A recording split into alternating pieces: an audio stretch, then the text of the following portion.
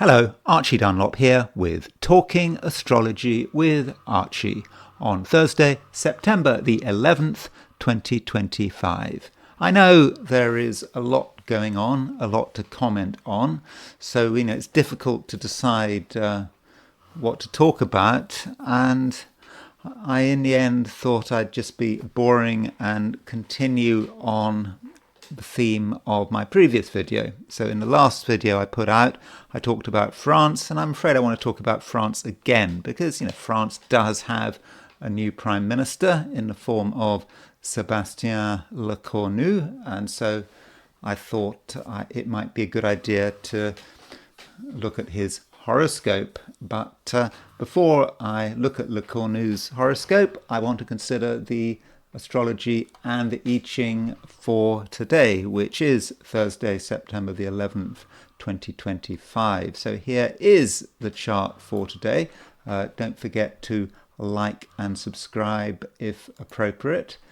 And so we can see that the moon is in Taurus, 12 degrees 7 minutes Taurus at noon New York time.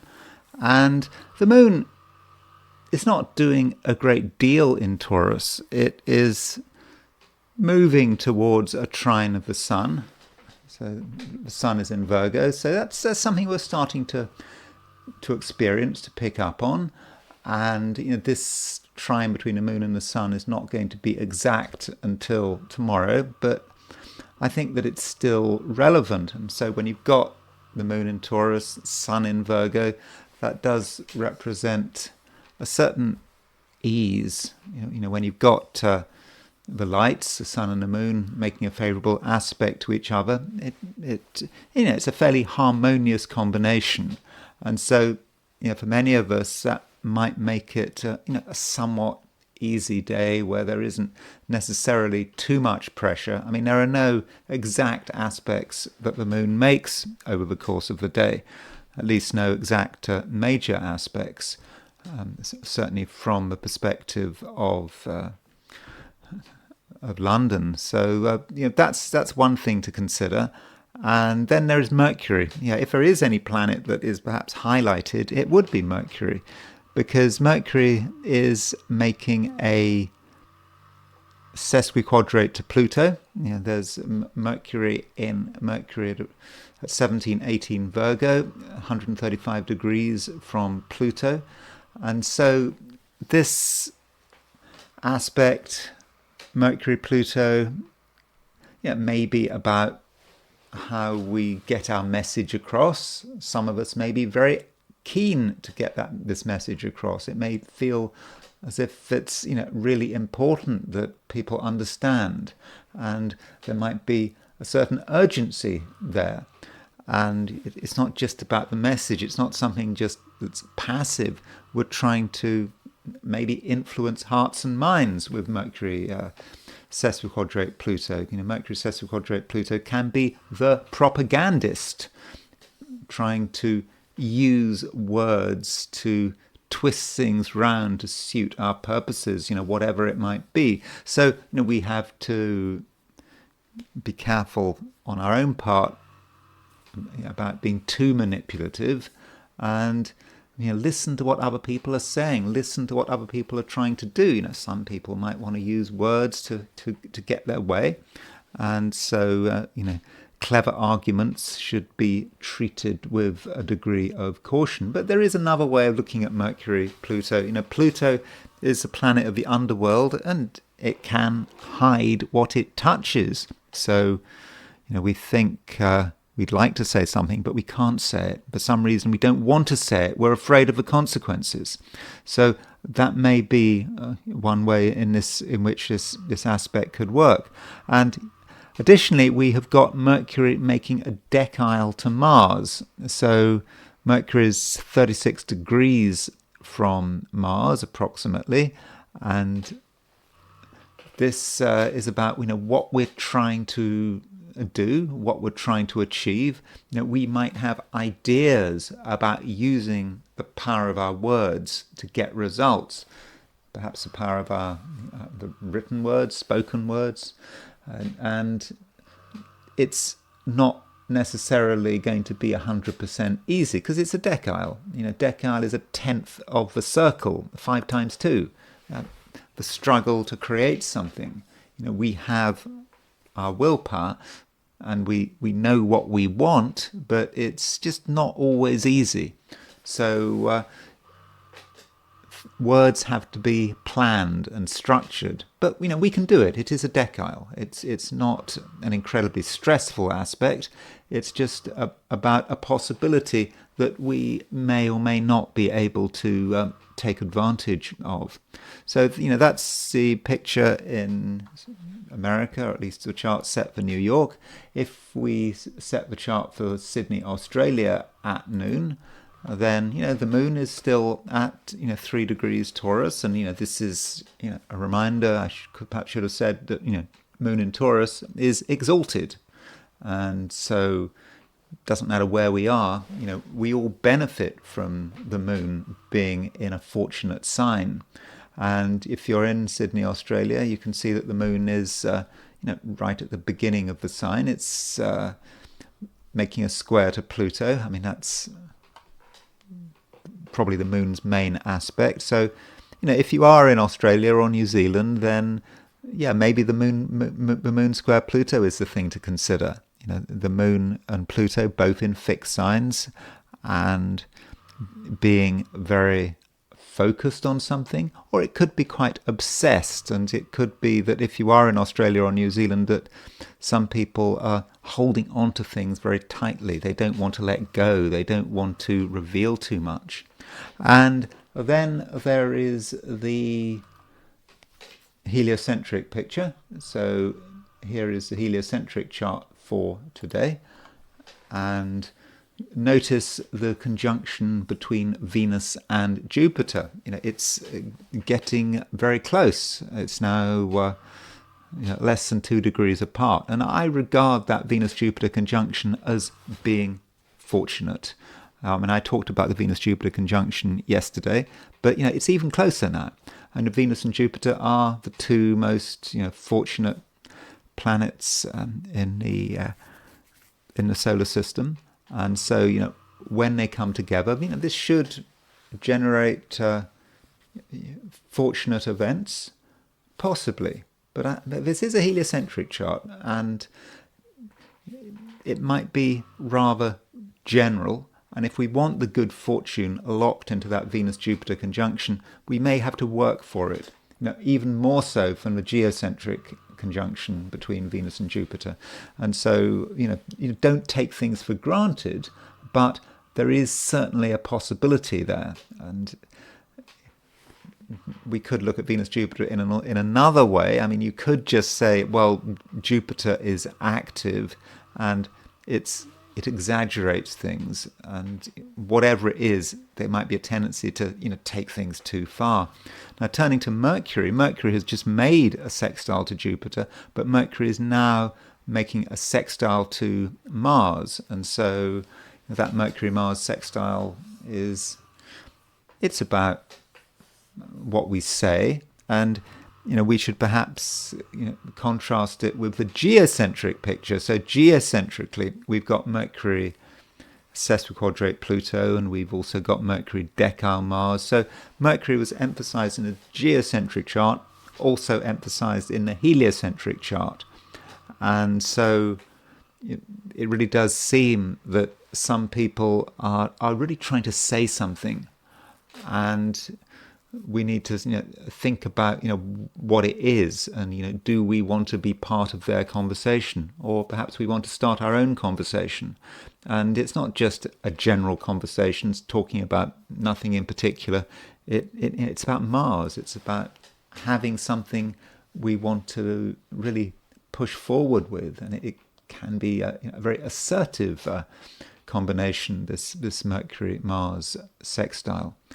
And additionally, with this Mercury-Mars sextile, it's kind of making a micro aspect to Uranus, not immediately apparent, but there is a 15-degree series involving Mercury, Mars, and Uranus. You can see the Uranus because if you take Uranus at 28 degrees and you subtract 15 from it, you get to 13. So you could argue that Uranus, Mercury, and Mars, are all kind of on the same wavelength. And we can see this.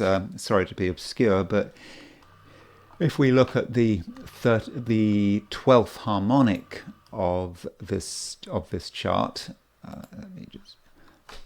I know a 12th harmonic of a heliocentric chart is just taking things a bit too far, but anyway, here we are. So there's Uranus, there's Mercury, there's Mars. You can see that they're making a 12th harmonic opposition. So you've got there's your Mercury-Mars sextile, and there's in fact what you've got a Mercury-Mars sextile and a Saturn-Uranus sextile on a regular heliocentric chart, and they're coming together at the level of the 12th harmonic. Yeah, I know it's really obscure, the 12th harmonic of the heliocentric chart, but the two energies might be really playing off on one another, and that might indicate that things are going on in the world. Mercury-Mars is people perhaps posturing.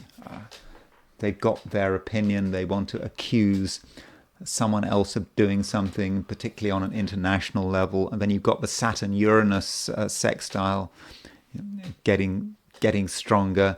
There's a tension there. So I would have said that this 12th harmonic picture is probably saying more about the collective, about the political situation, and rather than anything individual. But still, as an individual, we might notice that things are tense, and that you ask yourself: is anyone posturing? Is anyone trying to get attention through sort of bold words, and perhaps not just bold word, but accusations? And that could be how it might work.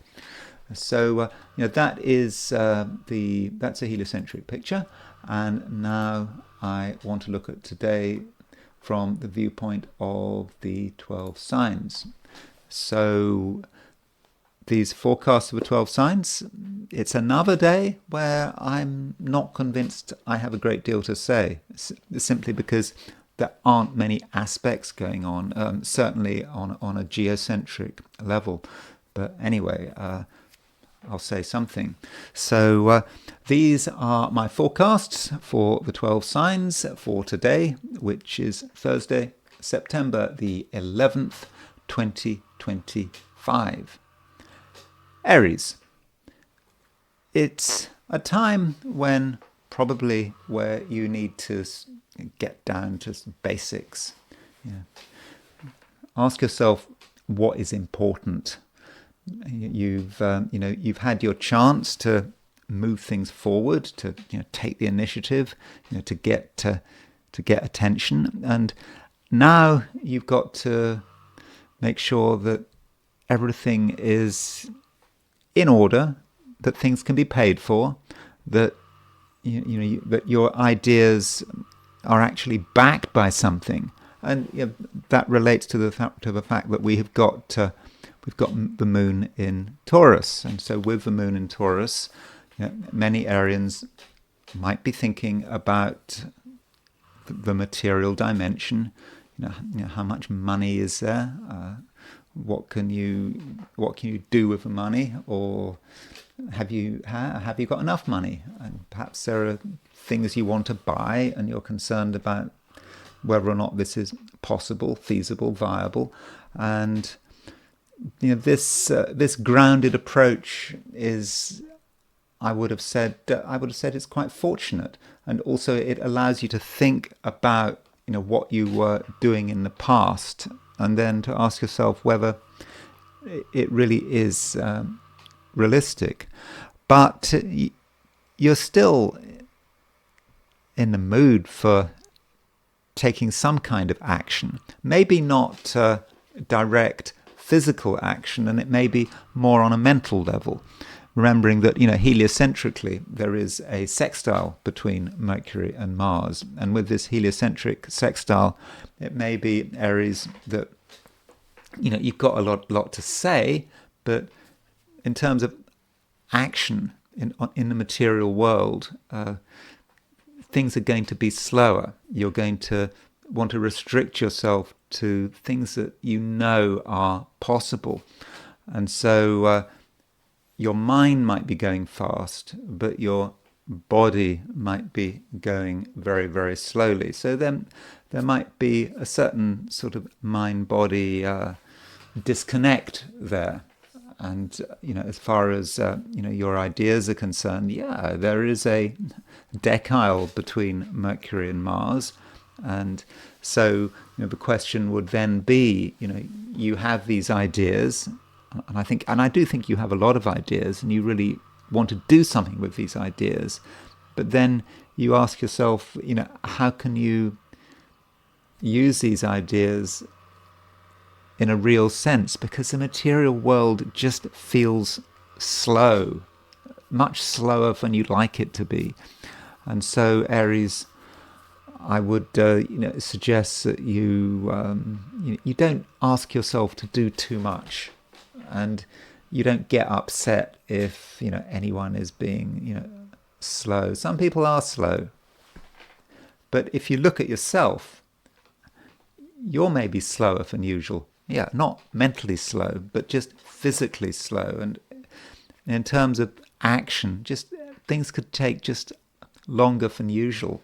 And, just don't get annoyed about it. The moon is not going to stay in Taurus for much longer. And, well, okay, I know it's quite relatively early in the sign, but the moon is a fast mover. In a couple of days' time, the moon will be in Gemini.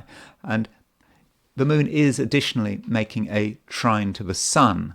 And, that trine to the sun is exact tomorrow. And in terms of the material world, the moon trine sun does allow you, Aries, to build things up in a slow way. You don't have to rush it. You can perhaps think about what needs to be done in the real world, and you follow a plan. I know if you're an Aries, you probably don't like following a plan, but if you can follow a plan, if you can follow logical steps, then I think you'll be fine.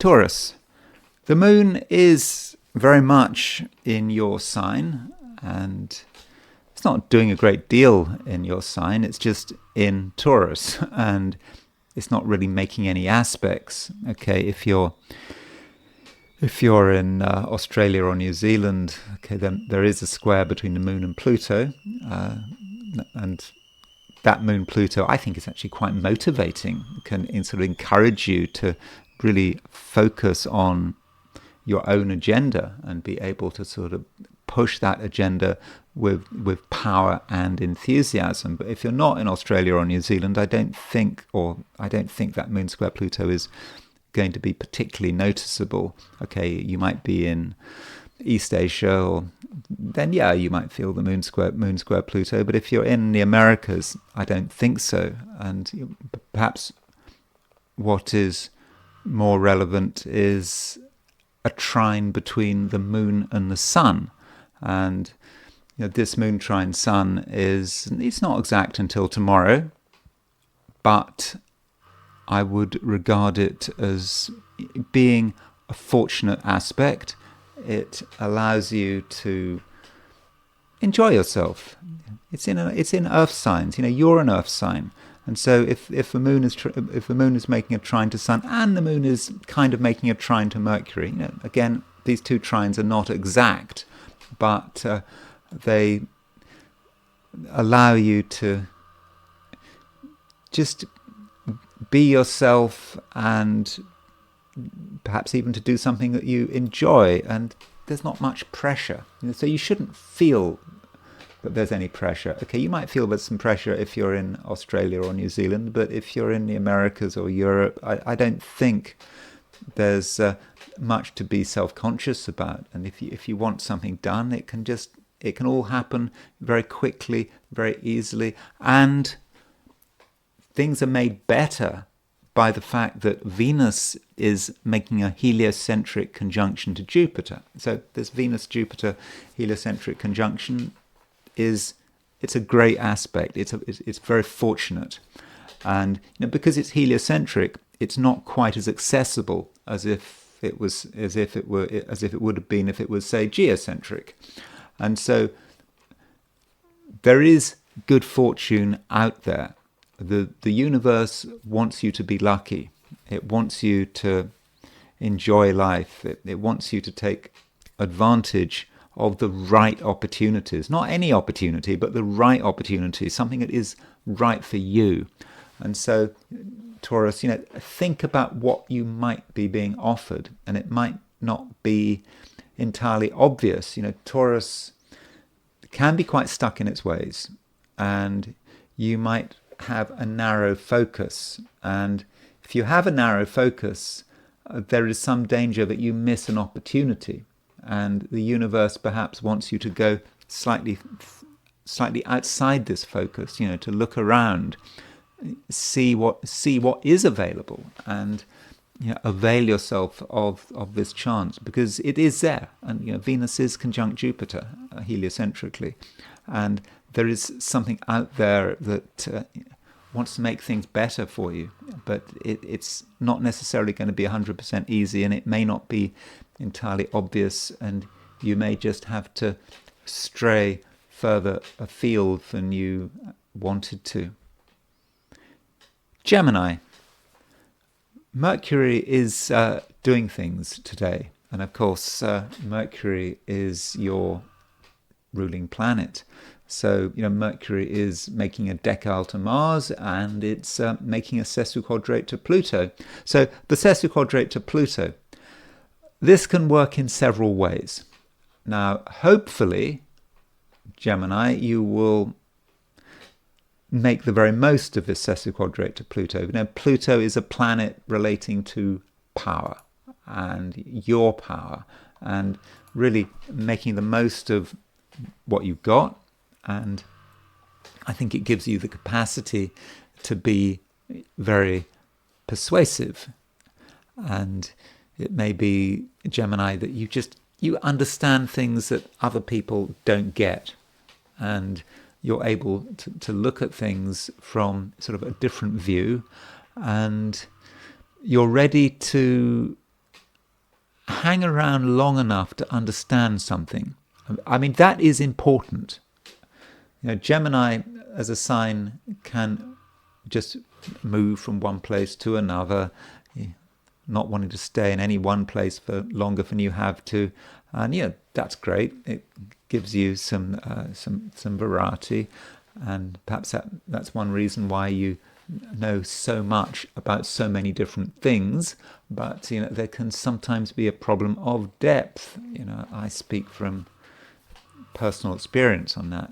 I know a lot of stuff, I think, but am I really into any one thing in real detail? Even my astrology, if you've been watching my videos for long enough, you'll know that I can talk about lots and lots of different areas of astrology: Vedic astrology, heliocentric astrology, midpoints, harmonics, a bit of Hellenistic astrology, but you might think that there's not much depth there. I don't really go into any one subject in obsessive detail. I haven't devoted myself to Vedic astrology or devoted myself to midpoints. I perhaps scattered myself a bit thin, and that can be a problem with Geminis.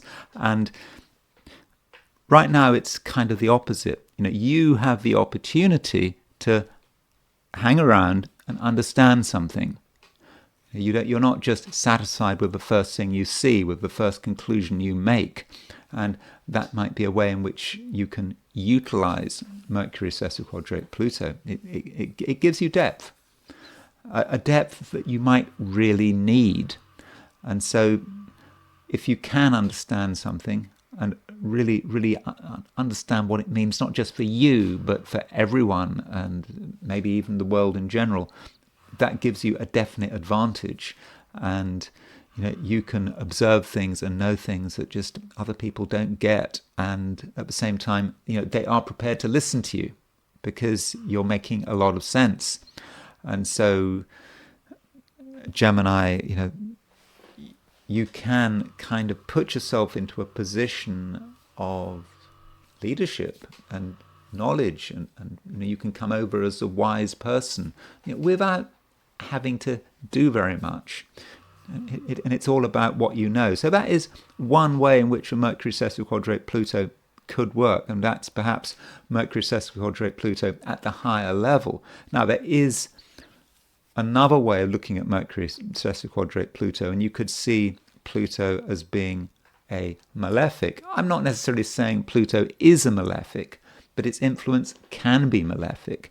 And perhaps the problem about Pluto is that it can hide things. It can perhaps encourage you to, not just keep things to yourself, but to be afraid of, what would happen if you were to reveal the truth, for example.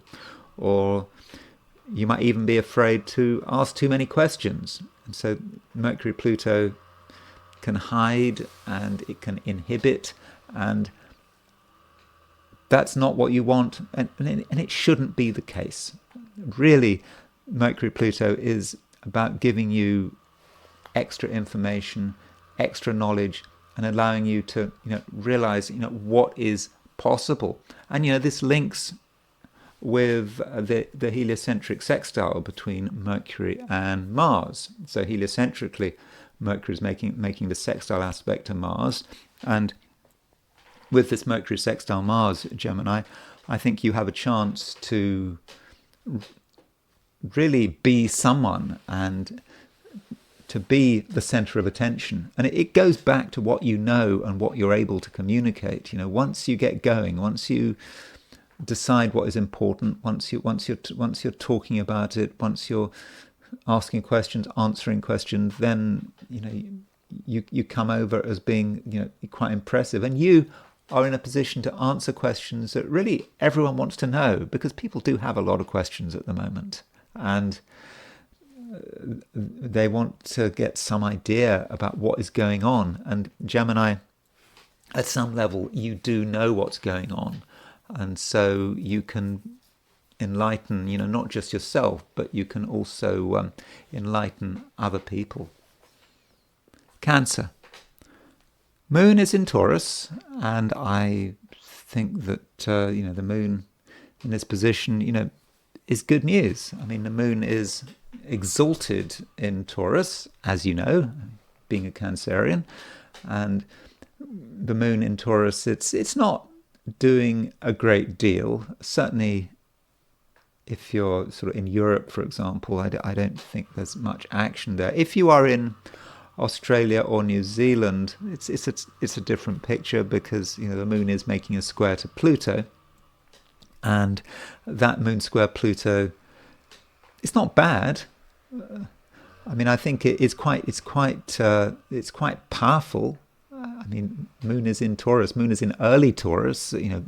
3 degrees Taurus is the point of exaltation, the degree of exaltation for the moon. So Australian and New Zealander Cancerians, they can really assert themselves. It might not be easy, but people will notice you. People will notice your power. But if you're in the Americas, there's not so much pressure. It's easier going. The moon is making a slow trine to the Sun and Mercury. Those trines to the Sun and Mercury are not exact today, they're exact tomorrow, but still you can feel that things are starting to move. Perhaps there had been recent obstacles, or not just obstacles, but there was also responsibility, and responsibility can be an obstacle. It might feel feel itself to be an obstacle. Things you had to do that you didn't really want to do, but you did it anyway. But now with the moon in Taurus making a trine to the Sun, you have more freedom, and If you just want to sort of be yourself, you can be. On the other hand, if you want to enjoy other people's company, then there should be opportunities. Moon in Taurus for a Cancerian tends to be quite sociable, and so if you do mix with other people, then it's going to be fine. You'll be able to be yourself, and other people are going to be reasonably cooperative. So there isn't much pressure today, not really. And so I'd say do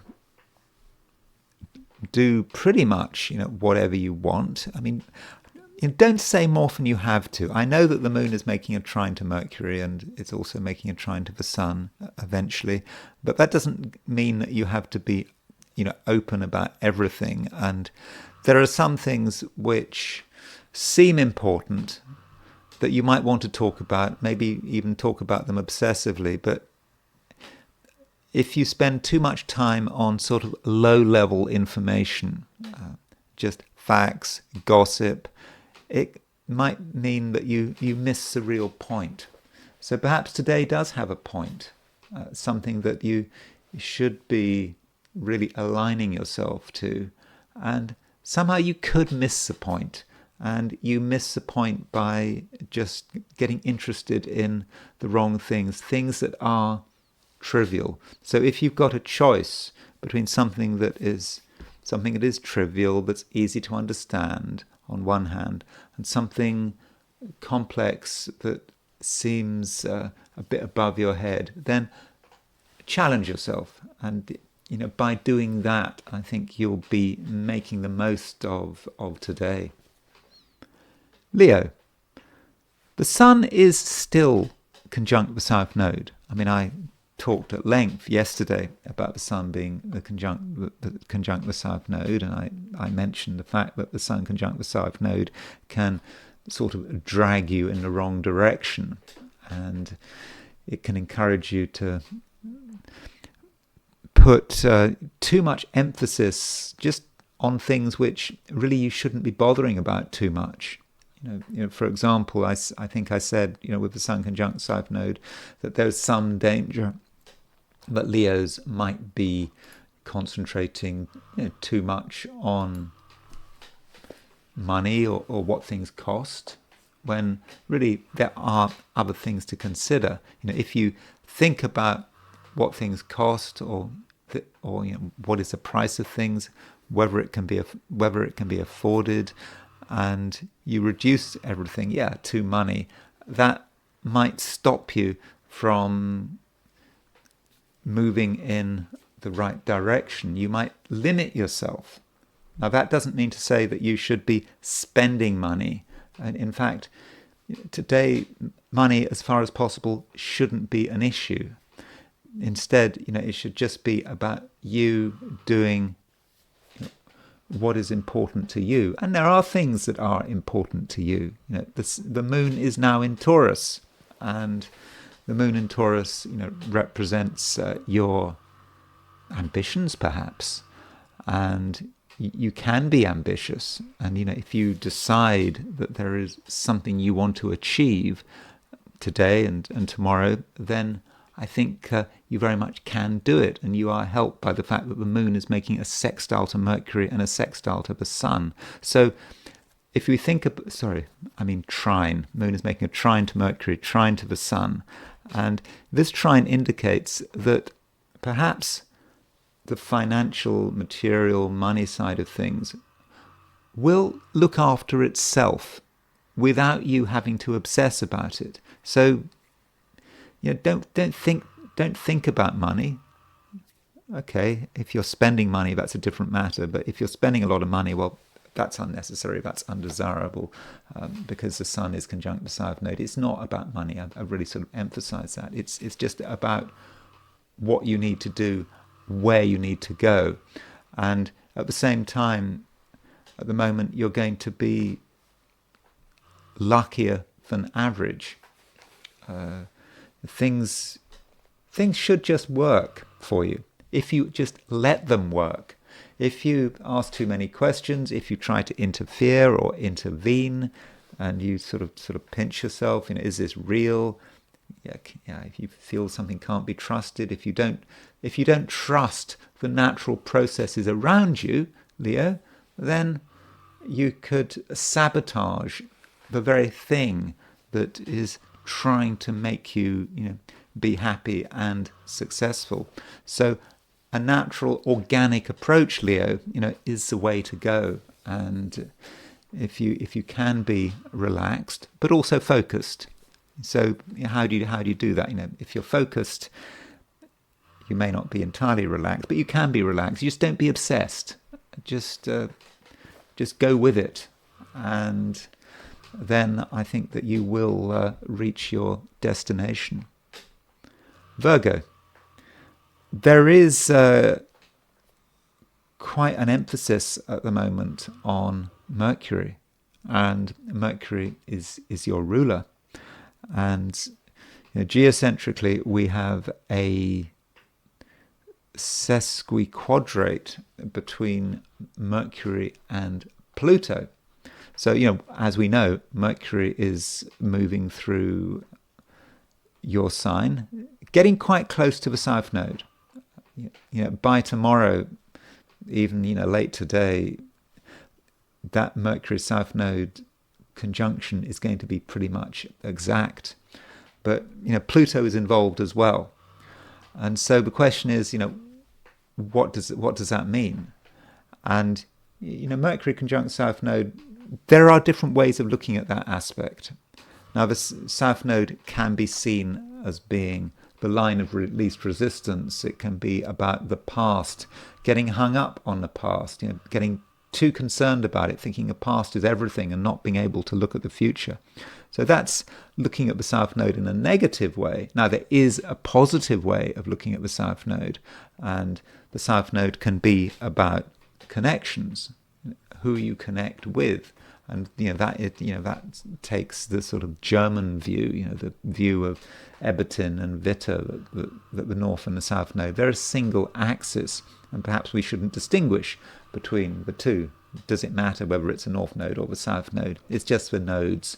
And so with Mercury conjunct the South Node, it just may be that your ability to make contacts, to get on with people is going to be very good. Mercury is a natural communicator, and it's in Virgo. It is in its own sign. So that is a positive way of looking at the conjunction with the South Node. And then we've got to consider Pluto. Mercury sesquiquadrate Pluto. And again, there are different ways of looking at this aspect. Pluto is the planet of power and transformation, and it might be with Mercury sesquiquadrate Pluto that you have a lot of power.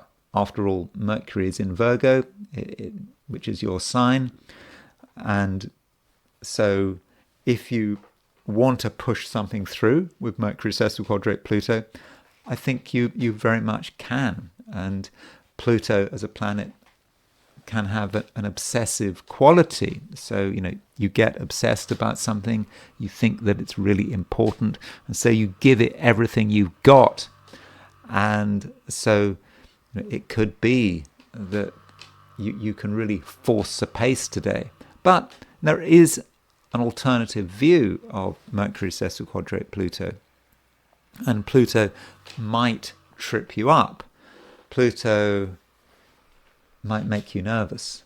It might make you over-obsessed about certain details. You might think, something is very difficult. It's going to be hard work. It's not going to come together easily, and so it's best to just leave it alone. And so there can be a caution to Pluto. It can make you overcautious to the point where you deny yourself an opportunity. You think it's not for you. You can't do it, and that might sort of remind you of an aspect of Virgo which can be quite modest, and you think, there are limits to what you can do. Pluto's reminding you of a problem, so it's best not to try. But I think that if possible, you should really focus on the positive side of Mercury sesquiquadrate Pluto. It is about you being powerful. You can be powerful, and you can control everything. And for example, if you're trying to assert yourself, just by making small changes to the order of things, to the routines that people work under, you don't have to just change your own routines. You can perhaps change other people's routines, or maybe by changing your routines, other people notice and they have to do things your way. So, things can be good. And also, the moon is in Taurus. It's in an earth sign. It's starting to make a trine to the sun in Virgo. So that moon trine sun, today and tomorrow, that should really help you, move forward with things. And Virgo, things won't be quite as difficult as you thought they would be. I mean, I think that might be a key thing about today. You look at today with a certain amount of trepidation, perhaps because of that Mercury sesquiquadrate Pluto. But the reality is, once you get going, things could run very easily for you. Libra, it's very important that you don't underestimate yourself. And you might. You might be of a view that things are complicated. Things might be over your head, or that other people are more aware than you, perhaps more emotionally aware. And so there might be a tendency on your part to defer to other people, think that they know best. But that approach is not necessarily the right thing to do. And again, it's about you underestimating yourself. Maybe other people are making more noise. Other people are just being more pushy. They're being open about their thoughts and their feelings, and you don't really want to engage with it all. But the reality is that deep down, Libra, you have a lot of power and understanding, and just because another person is making more noise than you, doesn't mean that they're right. And so you have to listen to what you are thinking, listen to your thoughts, listen to your feelings. And if you believe that something is the case, that something is true, then it's probably the case that you are right. And you need to trust yourself to be right. You've got to have conviction. I mean, if it's necessary. I mean, it may be that no one's pushing you around, but everything's quiet, that you haven't got to deal with people with big egos. But if you do, then it is a time when you do need to assert yourself. And you might not want to assert yourself, but if you feel it's necessary, you can be quite impressive. If you're very clear about your view and you refuse to compromise, then it won't be long before other people start backing down, and they give you a chance to explain yourself. And once you do start explaining yourself, it will be quite clear, Libra, that you know what you're talking about. So it can be, or it will be, maybe quite an intense day. You are aware of power. Who has the power, who doesn't have the power, and that could very much define you. And talking about power, there is a conjunction today between Mars and true Black Moon Lilith, and this conjunction is in Libra, and this conjunction could be about how you're able to assert yourself. Mars is a planet of assertion. Mars is in Libra, and so you might say that as you assert yourself, you can bring to bear hidden reserves of energy, perhaps things that have been building up and you've been slightly afraid of. But once these hidden reserves are expressed, then it's impressive, and people will get out of your way. But there is another way of looking at Mars conjunct true black moon Lilith. Mars could be another person, and with Mars conjunct true black moon Lilith, that might say what another person is doing, thinking, might even say what they're like. And so certainly in terms of relationships, you need to treat people with respect, and you mustn't take things at face value. You might want to quickly assess a person's personality, what they're like, what their motivations are. You might want to jump to conclusions, make things as simple as possible, but it's not a simple day. And you might find with this Mars conjunct true black moon Lilith that,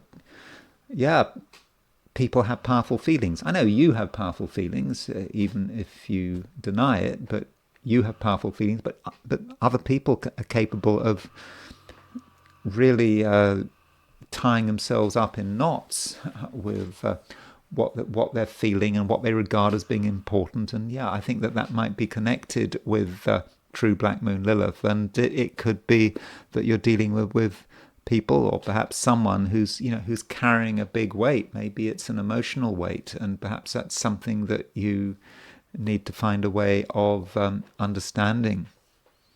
Scorpio. Mars is in Libra, and it is conjunct true black moon Lilith. And so this conjunction between Mars and true black moon Lilith might well have an impact upon you. And I've said to several of the signs that it could be quite an intense, quite a heavy day. And I think that with this Mars conjunct true black moon Lilith, that does create a certain heaviness.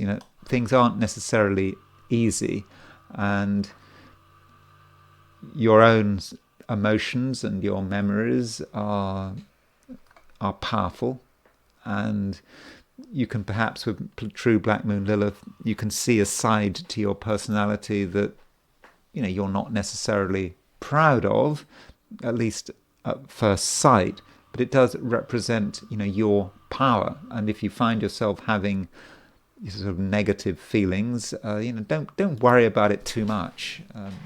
It's part of human nature. And so true black moon Lilith may be bringing something to the surface that you don't want it to be on the surface. You'd rather keep it hidden, but it's coming into plain sight. I mean, plain sight from your perspective.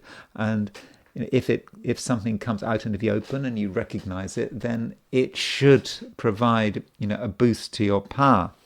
And while this is going on, Mercury is making a decile to Mars, geocentrically. Heliocentrically, Mercury is making a sextile to Mars.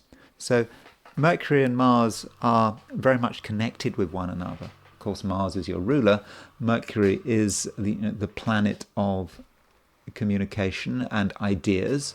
And I think that at the moment, Scorpio, you have a lot of ideas, and there is a lot you want to say, even though you might be of a view that you don't fully have the opportunity. You understand that other people are trying to get attention. They may not be, at least to begin with, particularly interested in what you have to say, but you don't have to put up with that. I mean, you are in a strong position, and you can force everyone to pay attention to you if need be. And with Mercury sextile Mars, once you start talking about something that is important to you, then you'll be able to draw people in that kind of Scorpio way. There's just this intensity to your words, which it can be something you can do all the time. This can be a Scorpio trait, to be able to talk about things in a way that people just they can't avoid, they have to listen to.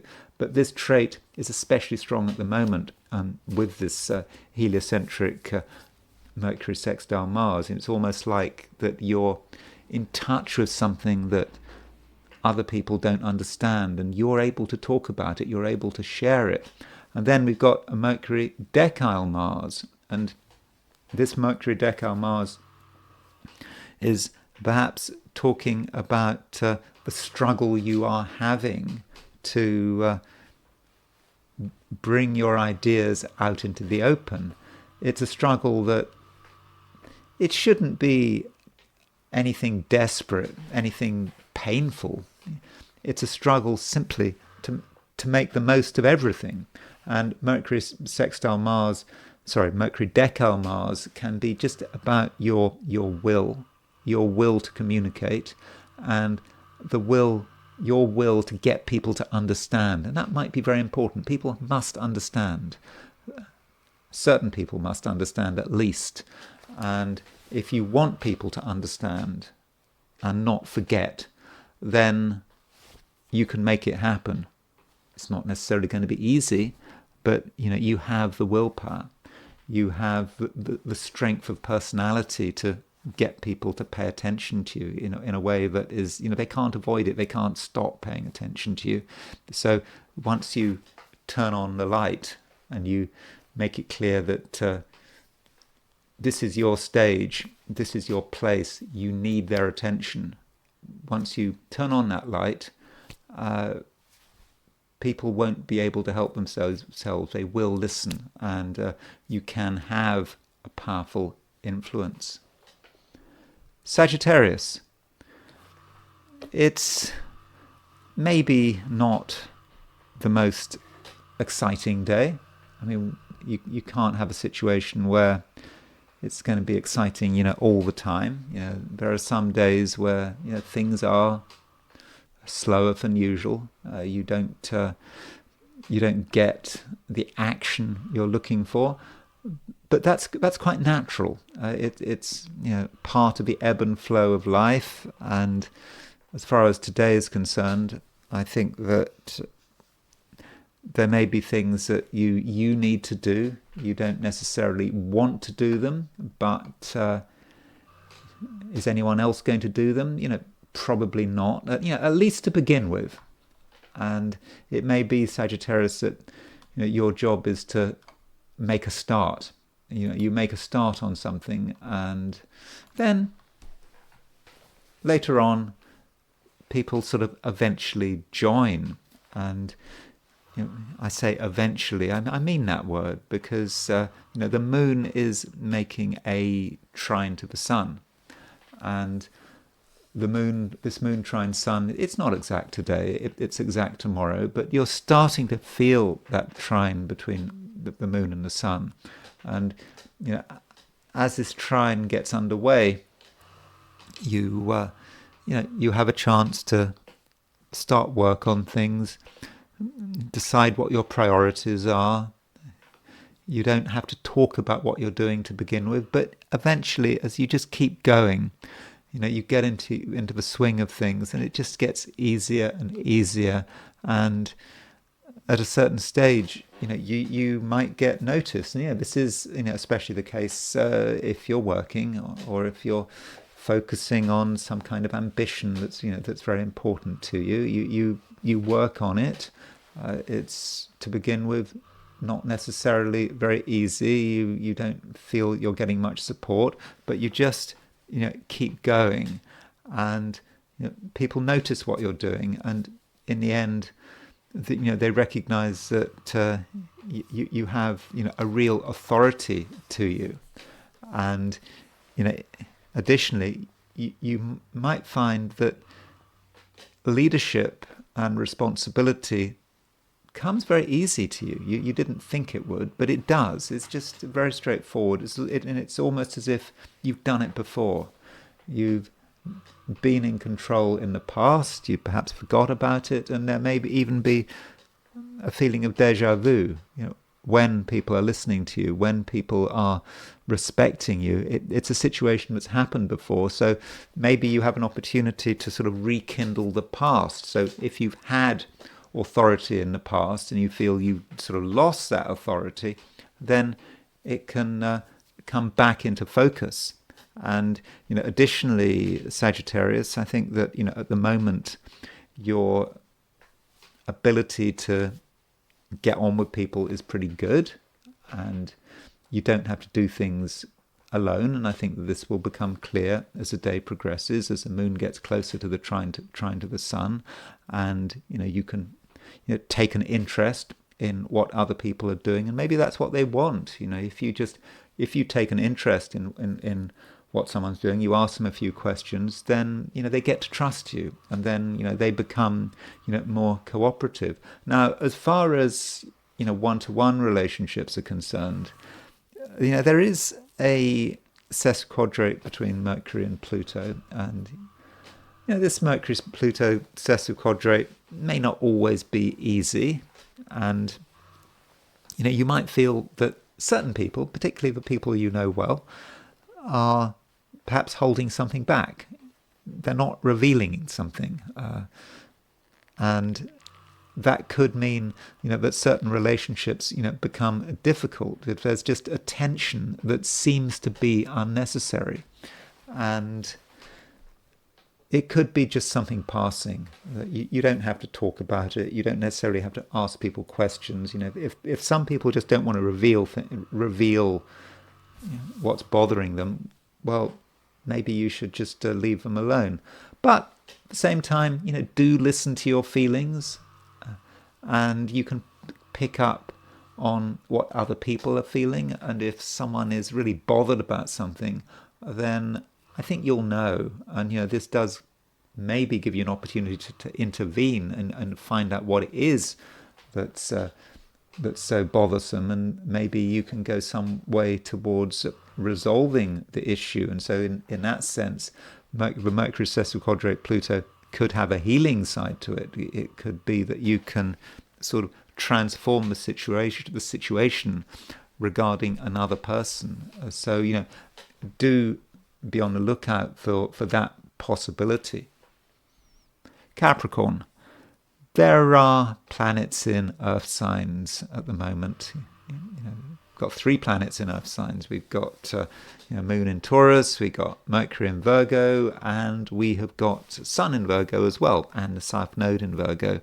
So from a Capricorn perspective, that is good. You have a good understanding of the world around you, and you have a good understanding of your limitations and also other people's limitations. I don't think that you're going to bang your head against any brick walls. You might just know that you're not going to knock the brick wall down, at least not overnight. And so you will just hold back. And that, I think, is the right approach. And I think that you are also aware that right now there are some delays, that you'd like things to happen quickly, but you're a Capricorn, and that if you get your timing wrong, then it's just going to be painful for everyone and also frustrating. So maybe, Capricorn, you should just take things as they are. Not try to intervene, not try to make things quicker than they need be, and just work with the material you've been given. And if you do that, then I think that you're going to feel that you can make gentle progress. The moon is making a trine to the sun. That trine to the sun, it's not exact until tomorrow. Also, the moon is making a trine to Mercury, and that moon trine Mercury gives you sort of ideas, and it makes you aware of future possibilities, but you kind of know that nothing much can be done in the short term. So there could be a feeling of preparation, but also enjoyment without having to go out of your way. So the things you do all the time, the things that are sort of just a natural part of your life, can be enjoyable. And perhaps in the past you've seen them as a chore, but now you can transform your perception. Maybe there's something quite sort of Zen about it, isn't it? That everything has its value. And perhaps in the past there had been activities that you had treated as being a chore, but they needn't be a chore. They can be a fundamental part of your self-expression.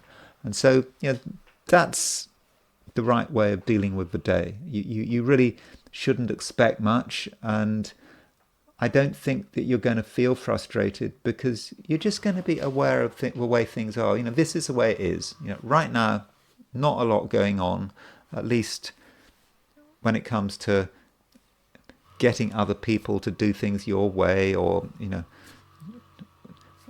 outside forces cooperating with you. Not really. It is all about you and what you make of it. And perhaps you can think about the future, prepare for the future. I mean, I've talked about this moon trine sun. I think it's a great aspect, but this moon trine sun, is not exact today, but it is exact tomorrow. And I'll probably be talking more about that, the trine between the moon and sun, when I do your horoscope for tomorrow, Friday. Aquarius. The moon is now in Taurus, very much in Taurus. And so that can mean, from an Aquarian perspective, that you are in the mood for doing things your way, and you don't want to really project yourself.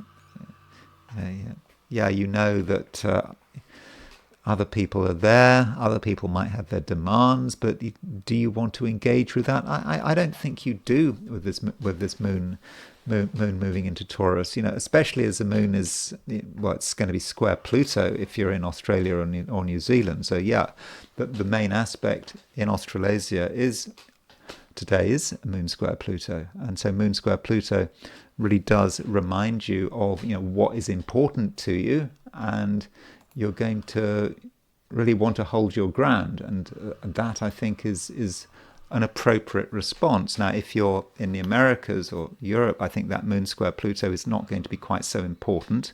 The moon will be making a trine to the sun, and the trine between the moon and the sun it's okay. It's a good aspect. It's not exact today. It will be exact tomorrow.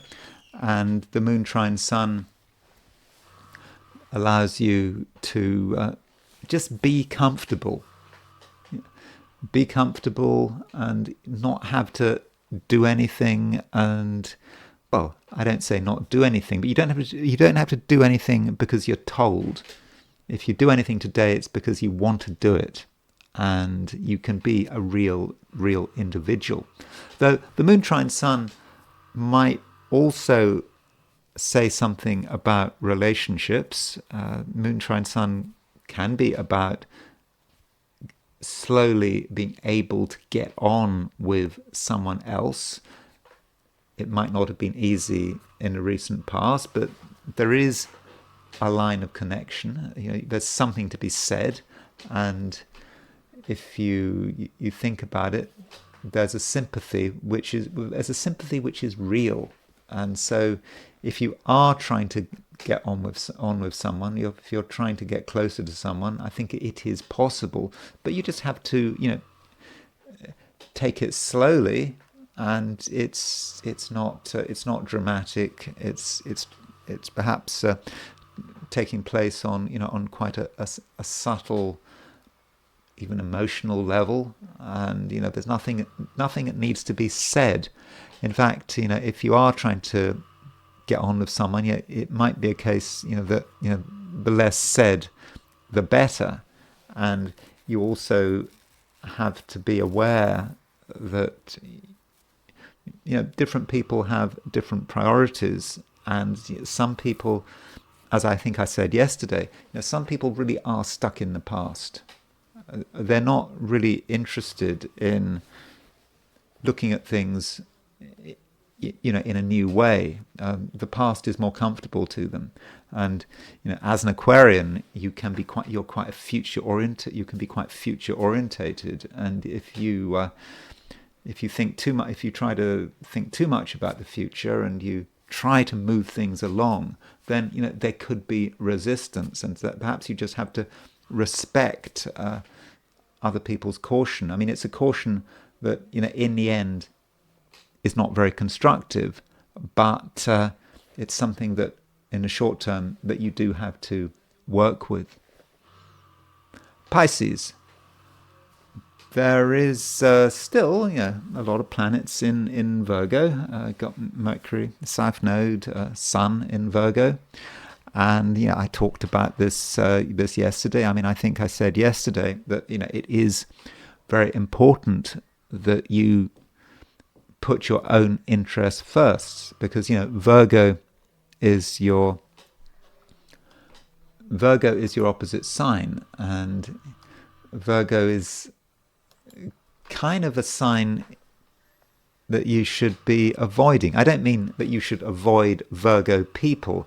I'm saying that the principle of Virgo is something you should be avoiding, because of the conjunction between Mercury, South Node, and the Sun. It's like saying you're being pulled in a particular direction, perhaps the direction of being over analytical, trying to make sure that everything is absolutely perfect, and that's not the right direction for you. Then the right direction for you is your own sign. If the South Node is in Virgo, then the North Node is in Pisces. And North Node, rather than think about South Node conjunct the Sun and Mercury, you should perhaps be thinking about North Node opposition the Sun and Mercury. So the Virgo principle is something that you might be at odds with, and the North Node represents your direction, where you should be going, and you don't have to get everything 100% right.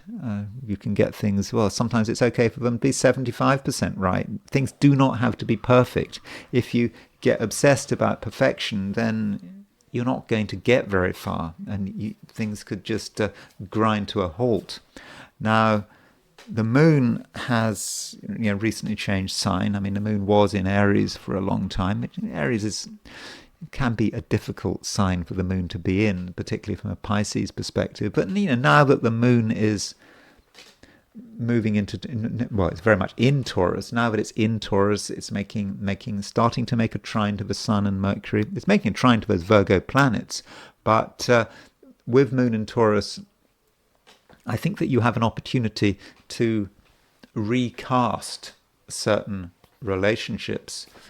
And not necessarily just relationships with people. It can be relationships with companies, bureaucracies. You can have another look at it all. And Moon in Taurus does allow you to start again. You can say what you were trying to say. Perhaps in the past you hadn't said it properly, you hadn't got the words out right, but now you have another go, and it's all coming together. And perhaps it's because you're saying less words. In the past you might have said too much, or you might have got your words confused and people didn't really understand what you were saying. Now they are starting to understand what you're saying. They understand what you want.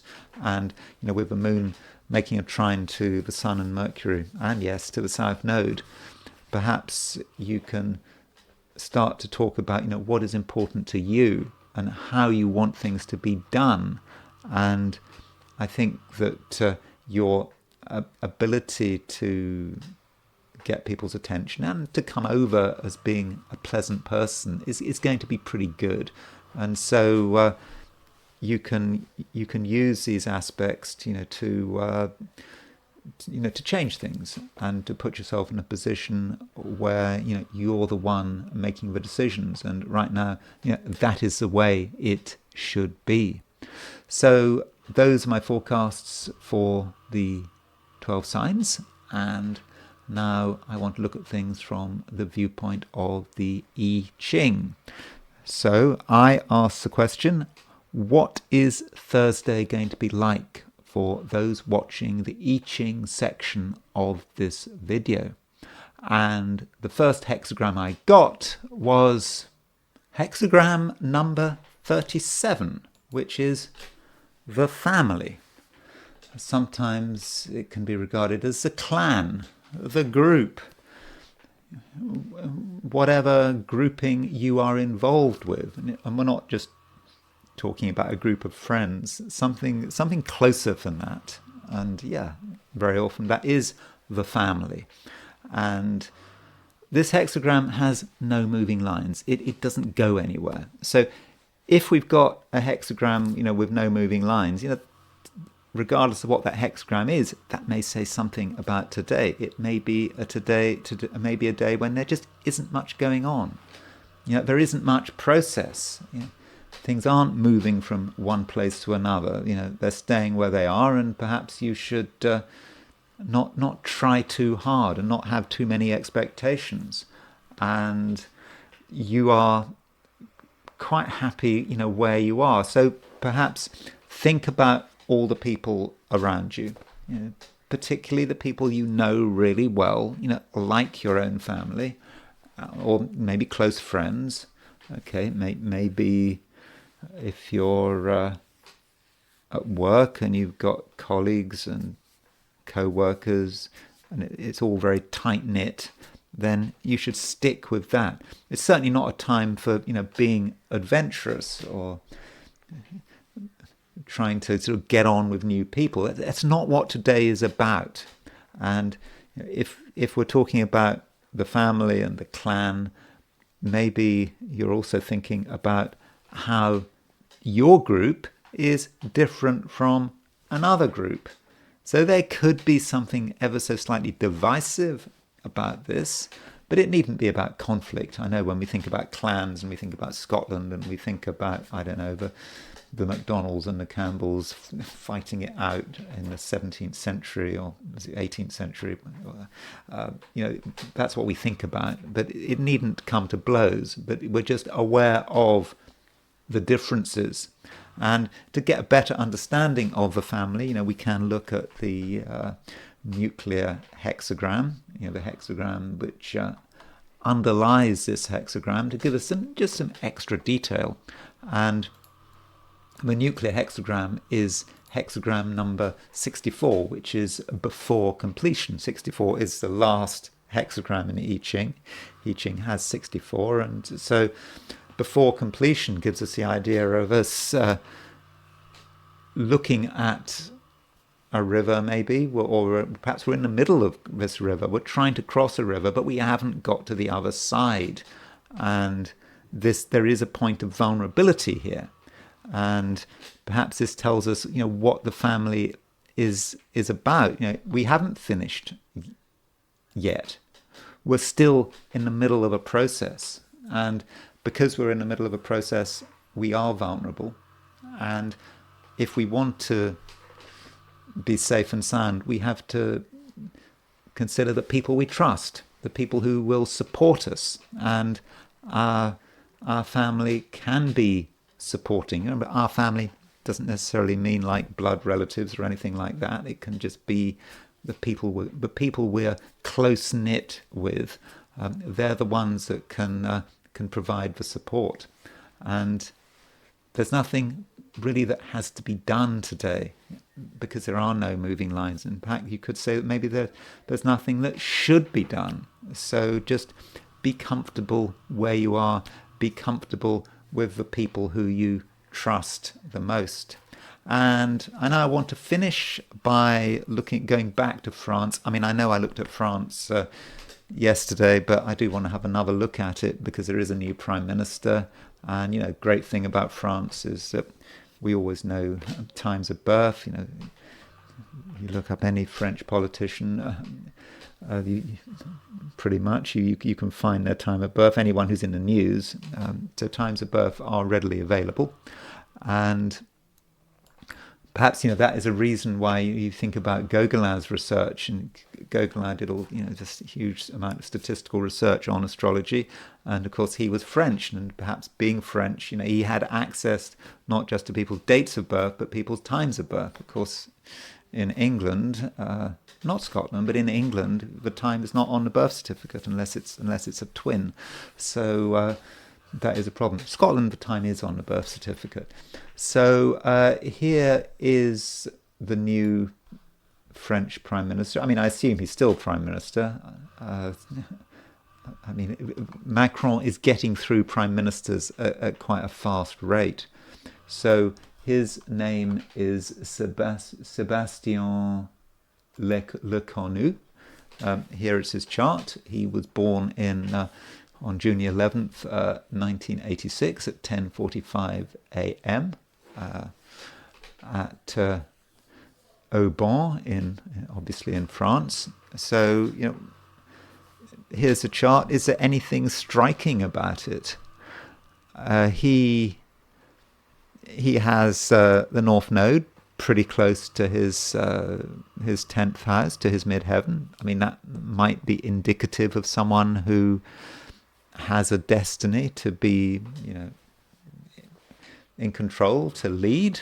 He has Leo rising, and his sun, you could argue that his sun is quite strong. I mean, it's not just that it's his ruling planet, it's the fact that it's a daylight planet, it's a diurnal planet, it's above the horizon. He was born by day, and so it is correctly placed, and it's in Gemini. It's a masculine planet, and it's in a masculine sign. But the Sun is making an opposition to Uranus, and this Sun opposition Uranus is square Jupiter. So Sébastien Lecornu has a T square in his chart, and Sun Uranus, it can be quite an unstable aspect. This is someone who, in his life, things happen. Now you can see that he's quite young. He's in his late 30s, and so he is clearly a bit of a sort of a Wunderkind. I mean, he's had political office, for quite a long time. He's been elected mayors, and he's had responsibility. So he's been promoted from quite a young age, and he is, I believe, on the right. Although I think he broke from the Republican Party and sort of joined up with Macron, and had some issues with the Republican Party, and because of his being too close to Macron. So you could say that he's one of Macron's a protege of Macron, who himself is pretty young. And so this Sun Uranus can be about someone who is a revolutionary. He wants to change things. But it might be someone who attracts serious events. Things just happen to him. And the Sun is square Jupiter, Jupiter square Uranus. Jupiter square Uranus, he wants to break free. And perhaps that says something about his attitude to government. Now, it's kind of interesting with this Sun-Uranus opposition. If we look at Macron's chart, so here is Macron's chart. Macron in his horoscope has an exact Sun-Uranus semi-square. So Macron is a bit of a Sun-Uranus person. So it's kind of not surprising that Macron, with that Sun-Uranus semi-sextile, would eventually choose Sébastien Sébastien Lecornu to be his prime minister, and Sébastien Lecornu, he does have Moon in Leo. So, Moon in Leo, might indicate someone who is quite proud in his own way. I mean, he has a belief in himself. But Moon in Leo is quite weak, but particularly at the beginning of the sign. I mean, the Moon is sort of above the horizon in a daytime chart. So the Moon is a bit overwhelmed, and it's in Leo. It's a receptive feminine sign, but in a masculine sign above the horizon. So he could potentially be quite sort of overwhelmed by things in the end, or the Moon may say something about the other people in his life. Maybe that Moon isn't important, but I think the Moon is important because, of course, he's got Pluto opposition that Moon, as I'll be mentioning later. And so another thing about his chart is he's got Venus-Mars opposition, and Venus-Mars opposition, it could be a problem. Venus and Mars as a pair is about attractiveness. It's about charisma. It's about the masculine and the feminine and how they relate to one another. And so if you are a politician, the Venus-Mars relationship can be quite important. And, now that he's prime minister, there may be issues about his popularity. Maybe Macron sees him as a presidential candidate in 2027, someone to take over from him, to take over his mantle. And that Venus-Mars opposition, to my mind, does not necessarily gravitate towards popularity. It's an opposition. If he had Venus-Mars conjunction or a trine, that would be good. It would suggest that there at least be a substantial sort of minority of people who he could relate to. But Venus-Mars opposition, it's a very ambitious opposition, perhaps. I mean, he's got Mars in Capricorn, Mars, exalted in Capricorn, in the sixth house. I mean, Mars in the sixth house, that's for Mars. It's quite a good house for Mars to be in. But Venus opposition that Mars, I'm just concerned about his ability to see it through from a point of view of popularity. Now, as far as the transits are concerned, now if you look at Wikipedia, it says that he's already prime minister, so you have to defer to that. But then I also read that there is going to be a formal ceremony or a handing over ceremony on the 10th. On Wednesday the 10th, which I'm making this video on Wednesday the 10th, although it is for Thursday the 11th, on the 10th at the Elysee Palace, where Beru officially hands over to Sébastien Lecornu. And so if that is right, I did get this from a translation of a French newspaper, this noon Elysee Palace. So I think this is potentially an important moment, even if he's functioning as prime minister beforehand. And, Venus is on the midheaven. And, that is a good signature, you could say, of someone starting their term as prime minister. I mean, Venus represents your public profile, and it may give his popularity a boost, even though he's got a Venus-Mars opposition in his chart. And the Moon, well, the Moon is making a trine to Venus, but it's separating from a trine to Venus, and the Moon is void. And so you could say maybe that with a void Moon, the question is, where is his premiership going? And maybe his premiership, in the end, is going nowhere. And look at the last aspect before the the last aspect before the moon changes sign is in opposition to Mars. Okay, the moon opposition Mars is separating. It's not exact, but it gives us some background to his premiership, and there is all the drama and the conflict and the failed vote of confidence. So that is the background. But it is good having Venus on the midheaven, even if the moon is void.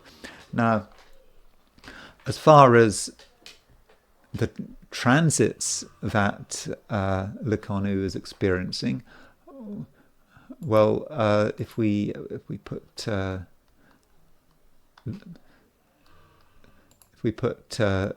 Lecornu on the left, and we put the hand over in the middle, and the transits he's experiencing. So Lecornu has his ascendant at 18 degrees 44 Leo. So he's got Leo rising, he's got moon in Leo, and so he is a bit of a Leo. So I think he probably does have quite a high opinion of himself, and so Venus is exactly on his ascendant at the time he became Prime Minister, and also the transiting midheaven was exactly on his midheaven. It was exactly on his ascendant. So that is a good example of astrology working. It's Venus on the midheaven. It's crossing your ascendant, and this is the time you become Prime Minister. So so that does fit. And as far as other things going on, well, he's going to run into a bit of trouble straight away. I mean, Mars is at when he became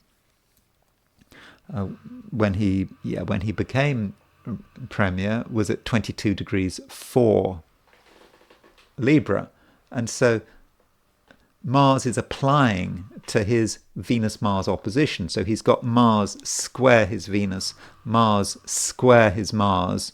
And so that does indicate that not just that over the next couple of days he might have some real crises to deal with. I think there's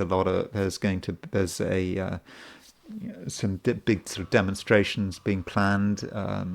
Isn't it? What was it called? I can't remember what it was called in French. But it says something like "block everything." There's a group on the left in France with block everything, just bring everything down.